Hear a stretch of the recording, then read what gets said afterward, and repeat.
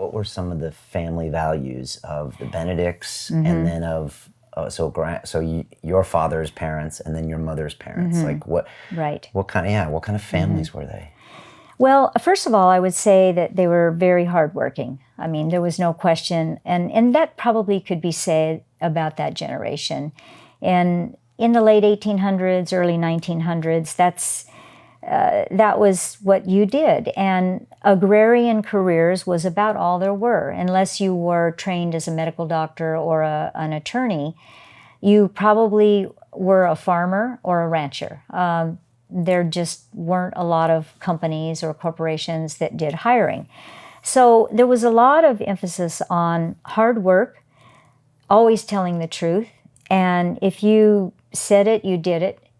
When we talk about Jim Benedict, I'll tell you the stories of how he would do cattle deals and how there were no written contracts in those days. So I would say from those parents, that was what you found. Okay. And they always wanted a better life for their children.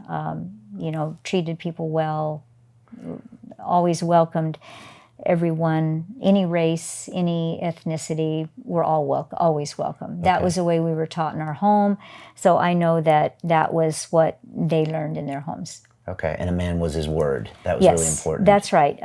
If your word was good, and I'll jump over to Jim Benedict because we're going to talk about him next. He would make these cattle deals on the phone with buyers in Texas.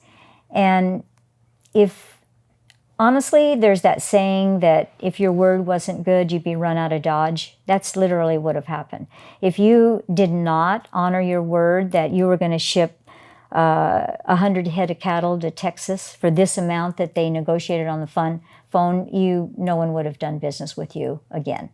And that was just the moral ethics of work in those days, and people honored it.